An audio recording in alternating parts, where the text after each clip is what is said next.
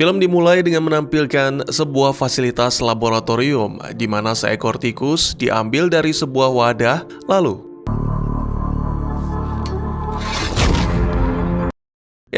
apa yang sebenarnya terjadi? Selamat datang dan selamat berjumpa kembali bersama saya Teguh Gusto. Bagaimanapun kabar dan dimanapun kalian berada, janganlah lupa doa harus disertai dengan usaha agar semua baik-baik saja. Seperti biasa, saya akan bercerita tentang sebuah film yang mana kali ini berjudul Double Blind. Sebuah film yang sangat menegangkan, rilis di tahun lalu, disutradarai oleh Ian Handavy, serta dibintangi oleh para aktor yang tentunya tidak perlu diragukan karena saya belum kenalan. Baik, jangan kelamaan, siapkan diri kalian, siapkan kehangatan. Maksud saya, siapkan yang menghangatkan dan selamat menyaksikan. Sebuah iklan ditampilkan yang mana kalian tidak perlu repot-repot mencari tombol skip karena ini bawaan filmnya. Pariwara tersebut menjelaskan tentang betapa hebatnya Blackwood Pharmaceuticals, yang mana tentunya itu tidak akan terwujud tanpa dukungan dari masyarakat. Salah satu bentuk dari dukungan tersebut adalah beberapa muda-mudi yang ikut dalam uji klinis. Seorang gadis bernama Claire merupakan salah satu di antara 5 lainnya yang ikut serta setelah berganti pakaian. Mereka diminta berkumpul di ruang pemeriksaan, di mana semuanya menyadari bahwa mereka benar-benar terputus dari dunia luar karena sama sekali tidak ada jaringan telekomunikasi di fasilitas tersebut. This is why I keep saying we need a union. Every trial they should put them on. Kemudian kelompok itu dihampiri oleh Dr. Burke yang merupakan pengawas dalam uji coba suatu obat. Pada awalnya dosis yang diberikan rendah, tapi terus meningkat setiap hari, dan selama 5 hari peserta tidak diizinkan meninggalkan tempat itu. Setelah mengkonsumsi obat, sisa hari dihabiskan dengan menjawab beberapa pertanyaan yang sama dari perawat yang terus memeriksa kondisi para peserta. Pemeriksaan yang dilakukan antara lain tentang rasa sakit, memeriksa detak jantung, serta mengambil sampel darah dan urin. Ketika seorang peserta yang ceria bernama Ellison berusaha menghibur, tiba-tiba saja Claire merasa mual dan segera menuju ke toilet. Tak lama kemudian, setelah dari toilet, gadis itu bertemu dengan Amir yang merupakan mahasiswa kedokteran. Pemuda itu mengaku berpartisipasi karena berharap bisa mendapatkan kesempatan magang di perusahaan Blackwood di masa depan. Saat malam, Claire merasakan sesuatu yang aneh pada kepalanya yang diyakini akibat reaksi kimia sehingga tidak bisa tidur. Ketika meninggalkan kamar, dia menemukan bahwa para peserta lain juga merasakan hal yang sama, dan tentunya ini membuat mereka semua khawatir karena apa yang dirasakan sangat sulit untuk dijelaskan. Keesokan paginya, Burke menginformasikan kepada mereka bahwa insomnia bukanlah masalah besar dan segera proses pengetesan pun kembali dilanjutkan. Adegan kemudian menampilkan timer pada dinding yang menerangkan durasi berjalannya program. Lalu ditampilkan juga Burke yang berada di ruangannya sedang berbincang dengan atasan melalui line telepon. Dia melaporkan bahwa apapun yang diuji akan langsung masuk ke sistem saraf pusat para peserta dan itu akan menyebabkan peradangan otak yang cukup serius. Para petinggi perusahaan mengingatkan bahwa uji coba ini adalah double blind, yang berarti Burke tidak diizinkan untuk mendapatkan informasi lebih lanjut. Namun mereka cukup terkejut dengan laporan hasil uji coba tersebut. Reaksinya sudah dapat dilihat dalam waktu 1 hari saja, yang mana ini sangat cepat, bahkan terlalu cepat. Pada hari berikutnya, Burke menginformasikan kepada para peserta bahwa hal-hal yang diamati dalam uji coba telah berubah dan sekarang perusahaan ingin mengetahui seberapa lama para peserta mampu terjaga. Mereka dilarang untuk tidur dan jika merasa terlalu lelah, maka harus segera melapor kepada Burke atau kepada perawat. Setelah mengkonsumsi dosis baru, Claire menjalani proses MRI yang mana membuatnya sangat cemas karena memiliki klaustrofobia. Kegelapan dan suara-suara aneh membawa kembali kenangan mengerikan tentang ibunya yang suka mabuk-mabukan dan selalu mengekangnya. Waktu demi waktu berlalu dan para peserta semakin merasa khawatir akan masalah insomnia yang mereka alami. Apalagi dosis obat kini semakin tinggi. Mendengar beberapa protes, Burke pun menegaskan bahwa para peserta bebas untuk meninggalkan uji coba. Tapi bagi siapapun yang masih bertahan, maka akan mendapatkan bonus sebesar 30.000 euro. Hampir semuanya terlihat bersemangat kembali, bersorak dan bernyanyi, kecuali Claire dan Amir yang merasa ragu dan berpikir bahwa ada sesuatu yang tidak beres. Kelompok itu pun mulai memutar musik dan berkumpul untuk merayakan. Allison meyakinkan dan mengajak Claire untuk menari bersama, namun pada momen ini tiba-tiba saja Claire menguap beberapa kali. Gadis itu pun memutuskan untuk melapor kepada Burke, dan ternyata hal tersebut juga dialami oleh beberapa yang lain termasuk Ray, sehingga segera mereka menghentikan perayaan dan mengajak semuanya minum. Burke kembali menghubungi atasannya, menjelaskan bahwa sistem imun peserta telah menjadi kacau, sehingga dia ingin segera menghentikan uji coba tersebut. Namun para petinggi melarang dan malah memerintahkan untuk terus meningkatkan dosis. Sementara peserta yang lain berusaha tetap terjaga dengan mengobrol, Claire mulai mengantuk. Allison segera membangunkan, menanyakan tentang rencana dengan uang 30.000 euro. Namun Claire menjawab sekenanya saja dan menolak untuk bertemu kembali dengan para peserta setelah ini. Itu membuat Allison tersinggung sehingga meninggalkan ruangan. Selain Allison, Amir juga pergi, dan saat berjalan di koridor, ia tidak sengaja mendengar percakapan Burke dengan para petinggi. Pada momen ini, Burke mengungkapkan bahwa dirinya tidak mau bertanggung jawab atas apa yang akan terjadi selanjutnya. Setelah Burke meninggalkan ruangan, Amir secara diam-diam menyelinap masuk dan melihat laporan hasil pengamatan otak peserta yang mana membuatnya sangat terkejut. Dan segera dia mulai menyalin semua data ke dalam drive. Kembali ke kelompok peserta yang kecewa akibat terganggunya siaran televisi, melihat Allison yang masih sendiri dan tidak ceria seperti biasanya, Claire pun merasa tidak enak, sehingga memutuskan untuk menghampiri dan meminta maaf, namun sangat mengejutkan.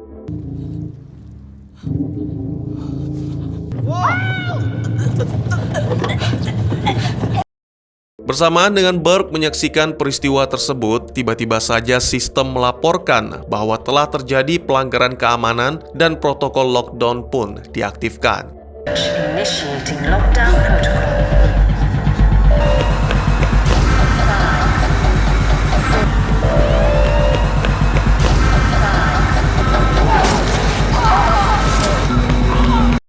Menjelang kematiannya, hanya maaf yang keluar dari mulut Burke. Timer pada dinding menunjukkan waktu yang diatur kembali, menghitung mundur selama 24 jam, yang mana itu adalah masa aktif dari mode lockdown. Amir yang keluar dari ruangan Burke menginformasikan kepada rekan-rekannya untuk tetap terjaga karena jika tertidur maka mereka akan mati. Lebih lanjut dia menjelaskan bahwa otak mereka telah dipaksa bekerja lebih keras dalam beberapa hari terakhir, dan oleh karena itu kemungkinan kini mengalami kelelahan atau bahkan kegagalan. Semua pun menjadi panik, bahkan Ray menjadi sedikit lebih agresif, sementara yang lain mencoba melakukan sesuatu yang sia-sia, yaitu mendorong pintu yang menandakan bahwa mereka mulai frustasi. Televisi menampilkan pesan dari pusat yang meminta semuanya menunggu. Setelah beberapa saat, kelompok itu menemukan beberapa bungkus garam wangi yang dibagi rata dan diharapkan dapat membuat mereka terjaga selama 24 jam. Amir memperingatkan agar menggunakan garam itu hanya di saat darurat saja, namun Ray tanpa pikir panjang langsung menggunakannya. Selanjutnya, mereka menemukan obat-obatan di lemari. Ray langsung melaporkannya kepada Amir, berharap obat itu dapat berguna. Sayangnya, menurut Amir, mereka tidak bisa mengkonsumsi obat-obatan tersebut, bahkan dilarang meminum kopi, karena ini sama saja dengan memacu otak mereka agar bekerja lebih keras. Amir yakin bahwa ini dapat diobati, tapi yang bisa mereka lakukan saat ini adalah menunggu dan bertahan sampai pintu terbuka kembali, lalu segera mencari bantuan. Selama beberapa jam berikutnya, kelompok itu mulai berusaha sekuat tenaga untuk tetap terjaga. Sejak dimulainya insomnia, kurang lebih mereka telah terjaga selama 100 jam. Amir berpikir bahwa peradangan otak akan menurun, terlebih karena mereka tidak lagi mengkonsumsi obat. Namun ketika memindai otak Claire, hasilnya membuat Amir sangat terkejut sekaligus ketakutan, tapi enggan untuk menceritakan. Saat berjalan di koridor, Claire merasa pusing yang teramat sangat. Dan samar-samar, gadis itu mendengar suara sang ibu. Claire pun berinisiatif merekam pesan untuk ibunya yang sedang dalam perawatan paliatif di salah satu rumah sakit karena mengalami masalah pada liver akibat terlalu banyak mengkonsumsi alkohol. Tapi entah kenapa, Claire akhirnya memutuskan untuk menghapus pesan tersebut. Setelah itu, dia menemukan tikus-tikus lab dan memutuskan untuk melepaskan mereka. Anehnya, tikus itu sama sekali tidak tergoda, malah lebih memilih terkurung di dalam wadah. 4 jam telah berlalu sejak lockdown diaktifkan. Kini kelompok tersebut mulai mengalami kesulitan untuk tetap terjaga. Ray menepuk pipi untuk mengusir kantuk karena telah menggunakan semua garam. Tak kuat lagi, pemuda itu pun mencoba menghampiri yang lain, berharap mau membagikan garamnya. Sementara itu, Amir terus melakukan pengujian di ruangan pemeriksaan dan di sana juga ada mayat Ellison dan Burke. Tiba-tiba saja Amir merasakan sesuatu di belakangnya.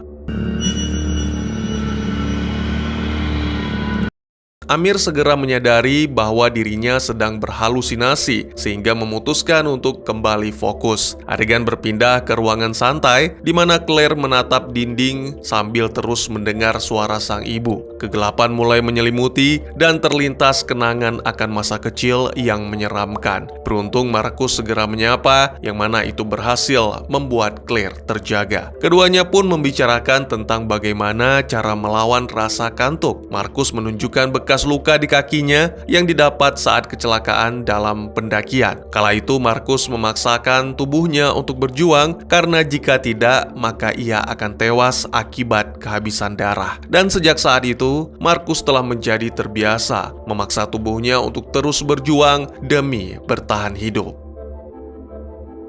Hal ini memberikan pencerahan kepada Claire. Gadis itu pun mendatangi ruangan Burke untuk melihat hasil pemindaian otak dan kemudian memeriksa berkas laporan tentang dirinya. Ditemukan sebuah catatan yang menyinggung tentang perilaku kekerasan dan putus asa dalam hidup, yang mana membuat Claire menjadi kandidat sempurna untuk uji coba berisiko tinggi. Selanjutnya, saat ke dapur, Claire menemukan Vanessa yang memanfaatkan api kompor untuk membuatnya tetap terjaga. Vanessa mengaku bahwa hidupnya tidak seindah kehidupan orang lain, namun gadis itu tak sudi melepaskannya begitu saja. Claire sangat setuju dengan pernyataan tersebut dan sepakat untuk tidak menyerah. Di toilet, ketika buang air, Markus yang bersiul tiba-tiba mendengar siulan lain yang begitu nyata. Apa yang ia lakukan selanjutnya seolah menjadi tidak sesuai karena suaranya muncul belakangan seperti tertunda. Merasa bingung, pemuda itu pun meninggalkan toilet dan mulai berkeliling untuk mencari sumber suara. Namun,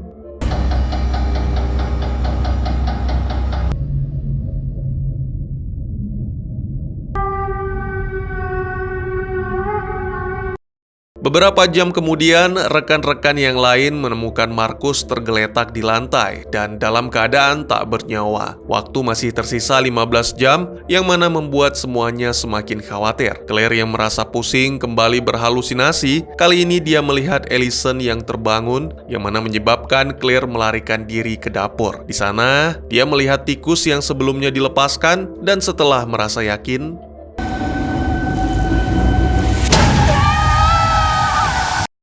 setelah membalut tangannya, Claire menemui yang lain dan dengan lantang mengatakan bahwa mereka seharusnya melakukan sesuatu, bukan hanya duduk dan menunggu. Claire kemudian menggambarkan denah bangunan berdasarkan perkiraan, lalu menunjuk salah satu dinding yang akan mereka hancurkan untuk membuat jalan keluar. Amir mencoba mengingatkan bahwa itu tidak akan berhasil karena fasilitas tersebut sengaja dibangun dengan keamanan sangat ketat, bahkan sudah seperti penjara. Namun Claire dan yang lainnya hanya mengabaikan lalu segera menjalankan rencana.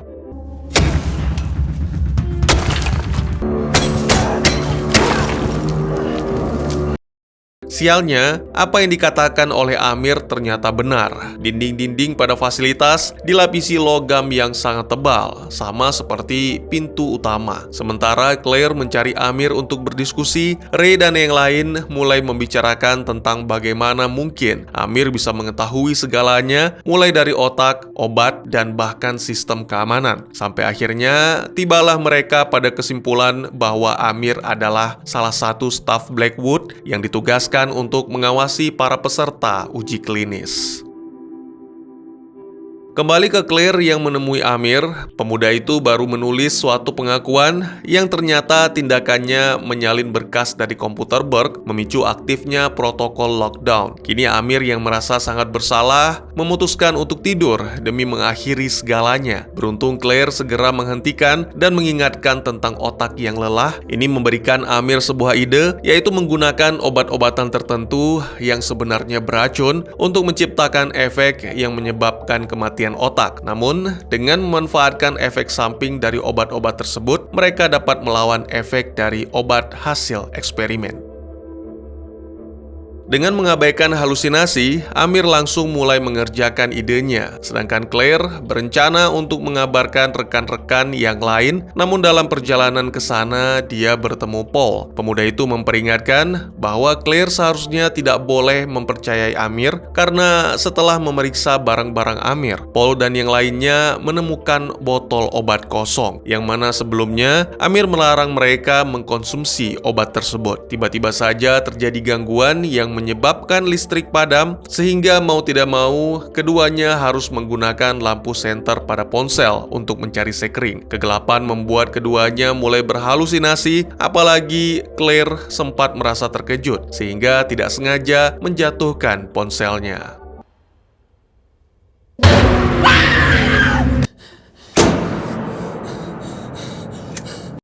Berkat pemantik api serta konsentrasi, Claire pun berhasil menemukan kotak sekring untuk menyalakan listrik serta membangunkan Paul yang tertidur. Selanjutnya, semua berkumpul di ruang pemeriksaan bukan untuk membicarakan solusi, tapi malah mendesak Amir untuk mengakui tentang botol obat yang kosong serta padamnya listrik. Tentu hal ini membuat Amir terkejut. Pemuda itu bersumpah tidak mengkonsumsi obat yang dimaksud, tapi justru membuangnya demi keamanan. Dan Amir juga mengaku tidak pernah menyentuh kotak sekring. Sayangnya, Ray mulai bertindak gila menggunakan pisau untuk memaksa Amir mengaku. Di saat-saat terakhir, Ray menjelaskan bahwa Amir telah menemukan obat untuk menyembuhkan mereka. Meskipun Ray, Paul, dan Vanessa enggan untuk mengkonsumsinya, tapi Claire bersedia untuk menguji, sehingga mereka bisa mengetahui apakah obat itu aman atau tidak. Ray dan yang lain masih tidak bisa membebaskan Amir. Pemuda itu hanya diperbolehkan untuk memberikan instruksi tentang cara meramu obat. Sementara Paul dibantu Claire mengikuti arahan, Vanessa dan Ray berbicara secara pribadi, di mana pada momen ini terungkap bahwa Ray lah yang dengan sengaja memadamkan listrik, tujuannya untuk membuat Amir tertidur. Selain itu, Vanessa menjelaskan bahwa dirinya menemukan obat penenang yang akan digunakan untuk Amir. Saat Paul selesai meramu obat dan menyiapkan suntikan, semua pandangan tertuju pada Claire. Vanessa memanfaatkan kesempatan ini untuk beraksi, namun sangat mengejutkan.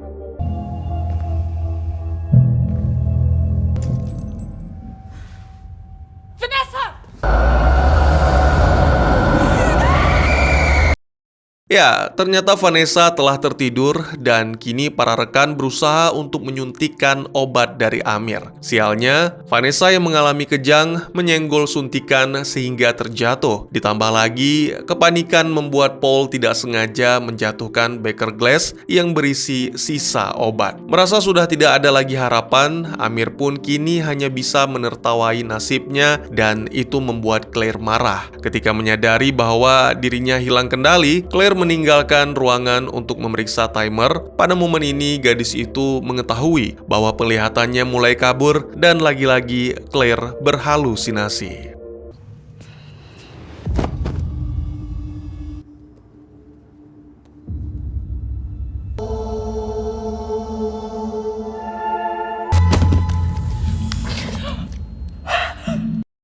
Setelah berhasil mendapatkan kesadaran berkat garam wangi, tiba-tiba saja Claire menemukan dinding yang tidak padat, lalu segera mengajak Paul untuk melubanginya. Beberapa saat kemudian, mereka pun menemukan ruangan rahasia, sepertinya bekas ruangan otopsi, dengan pintu di belakangnya yang jika diperhatikan sangat mirip dengan elevator. Keduanya pun merasa lega karena yakin telah menemukan jalan keluar. Namun Paul melarang Claire memberitahukan kabar gembira ini kepada yang lain karena membebaskan diri sendiri adalah yang utama. Bersamaan dengan itu, Amir yang masih berhalusinasi tentang Burke berusaha untuk melepaskan ikatan. Bahkan kini dia mendapat petunjuk agar menggunakan pisau. Ray sendiri sekarang sedang berada di kamar tidur, mengucapkan selamat jalan dan terima kasih kepada Vanessa yang selalu percaya. Tiba-tiba saja dari kantong Vanessa, Ray menemukan selembar kertas bertuliskan pengakuan Amir tentang menjadi penyebab mereka semua terkunci di sana. Tanpa pikir panjang, Ray segera menemui Amir dan berniat untuk menghabisinya.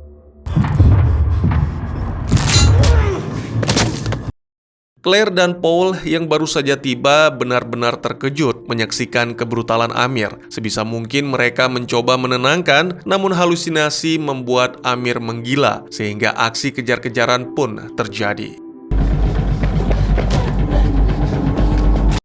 Dengan mohon maaf, brengseknya, Paul mengunci diri dalam suatu ruangan lalu segera menuju ke ruangan rahasia meninggalkan Claire. Tidak punya pilihan, Claire pun harus melanjutkan pelarian. Sampai tiba di ruangan MRI, gadis itu secara tidak sengaja menyalakan mesinnya, yang mana membuat pisau Amir terlepas dan segera menendang Amir agar bisa melarikan diri.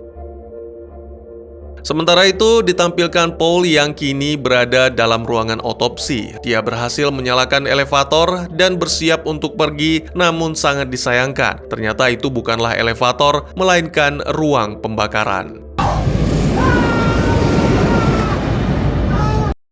Claire kini telah bersiap dengan gunting untuk membela diri, sementara Amir mengambil pisaunya kembali dan memulai perburuan. Keduanya benar-benar telah berada pada puncak di mana mereka sudah tidak mampu lagi membuka mata. Tiba-tiba saja, tanpa disadari, waktu hitung mundur telah berakhir. Setelah sistem mengumumkan masa lockdown selesai, seketika pintu utama pun terbuka. Sekuat tenaga, Amir berusaha melangkah ke sana, sampai akhirnya menemukan beberapa pria yang membawa senjata.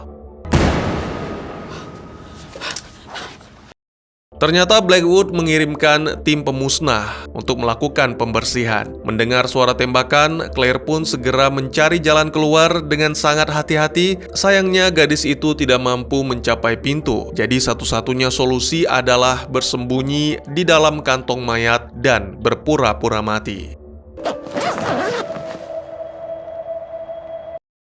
Dalam kegelapan, Claire pun kembali berhalusinasi melihat wajah Allison yang mengerikan. Gadis itu kemudian mengingat saran dari Allison, yaitu memfokuskan pikiran dengan membayangkan sedang bermain Tetris serta menggumamkan musiknya. Setelah melihat wajah Allison yang tersenyum dan truk telah melintas cukup jauh dari fasilitas, Claire berusaha keluar dari kantong mayat, yang mana itu membuat dua petugas sangat terkejut, sehingga terjadilah kecelakaan. Film pun ditutup dengan menampilkan beberapa bulan kemudian. Siaran berita mengabarkan bahwa perusahaan Blackwood terbebas dari tuntutan dan menyalahkan Dr. Burke atas insiden yang dialami oleh para peserta uji klinis. Claire sendiri kini masih terbaring di rumah sakit dalam keadaan koma, namun tiba-tiba saja. Dan tamat. Ya, Double Blind adalah tentang perusahaan farmasi yang ingin melakukan tes obat-obatan terlarang dan tanpa ragu membahayakan nyawa subjeknya jika memang hal yang tidak diinginkan terjadi. Para muda-mudi yang mendaftar sebagian besar berasal dari keluarga tidak mampu atau broken home. Mereka mendaftar demi mendapatkan dana yang besar tanpa mengetahui apa yang sebenarnya diuji coba pada tubuh mereka. Perusahaan ini dengan hati-hati memilih sekelompok orang untuk menjadi peserta subjek uji klinis obat yang ingin mereka pasarkan. Dr. Burke yang memimpin eksperimen tersebut sebenarnya memiliki keraguan tentang obat yang dimaksud, tapi dia ingin mengetahui efeknya terlebih dahulu pada para subjek. Semua peserta tes mengalami masalah dalam hidup mereka dan tidak memiliki keluarga atau mungkin jauh dari keluarga, dan ini menjadi faktor penting dalam seleksi Blackwood. Semua terlihat senang di fasilitas tersebut karena akan mendapatkan bayaran yang tidak sedikit. Claire mengikuti uji coba semacam itu untuk pertama kalinya dan dia juga sedikit banyak paham dengan pelajaran kimia. Itulah yang membuatnya ragu dan cemas. Selain itu juga ada Amir yang merupakan mahasiswa kedokteran. Karena tidak mendapatkan kesempatan magang di Blackwood, dia nekat memutuskan untuk ikut dalam uji klinis dengan harapan bisa menjadi staf di perusahaan tersebut. Lalu kita beralih ke Vanessa yang juga memiliki hidup yang sulit. Dia jarang bersosialisasi dan lebih suka menyendiri. Bahkan diketahui bahwa gadis itu sangat membenci Tuhan karena menyebabkan hidupnya seperti ini. Aneh ya, hidup Anda sendiri yang menjalankan, tapi kok malah Tuhan yang disalahkan. Seperti yang saya ceritakan, akhirnya Claire berhasil terbebas dan setelah beberapa bulan berlalu, gadis itu masih terbaring di rumah sakit dalam keadaan koma. Mungkin Blackwood berpikir Claire tidak akan pernah pulih sehingga menciptakan cerita palsu dan melemparkan seluruh kesalahan kepada Dr. Burke. Dalam konferensi pers, juru bicara perusahaan itu menyatakan bahwa mereka tidak mengetahui apa yang dikerjakan Dr. Burke dan karena memiliki izin untuk melakukan eksperimen, Dr. Burke mungkin telah memanfaatkan izin itu untuk melakukan hal-hal yang jahat di laboratorium. Para petinggi perusahaan menyangkal segala bentuk tanggung jawab dengan menggunakan ketidaktahuan sebagai alasan. Namun pada akhirnya ada sebuah kejutan di mana Claire tiba-tiba membuka matanya dan mungkin kembali sadar. Bahkan di akhir pun, film ini tetap menyuguhkan ketegangan, yang mana jika ada sequelnya, tentu saja Claire akan menuntut Blackwood dan berusaha mengungkapkan kebenaran. Claire tidak memiliki apa-apa untuk dikorbankan. Dia sadar bahwa tidak seharusnya seseorang meninggal dalam keadaan seperti itu. Dia dan rekan-rekannya diperlakukan seperti tikus lab, dan saya yakin Claire ingin Blackwood bertanggung jawab dan mengakui kesalahan mereka. Bagaimana menurut kalian? Kurang lebih demikian, terima kasih buat yang sudah menyaksikan. Dan mohon maaf jika ada kesalahan dalam penyampaian, saya tidak bermaksud untuk menyinggung pihak manapun. Silakan memberikan komentar, bertanya, atau merequest kira-kira film apa yang menarik untuk dibahas. Bisa lewat kolom komentar, atau buat yang malu-malu, bisa via DM ke Instagram saya di @tegugusto. Insya Allah pasti akan dibaca. Mari kita jadikan kolom komentar sebagai sarana penambah wawasan dan menciptakan jalinan persaudaraan, bukan malah menjadikannya sebagai tempat pembulian, sehingga menciptakan permusuhan. Jangan lupa untuk dukung terus channel ini dengan cara share, like, dan subscribe, karena dukungan kalian sangat berharga bagi saya demi perkembangan channel ini. Saya Gusto, sampai jumpa di video selanjutnya. Tetap semangat, tetap bersyukur setiap hari. Dadah!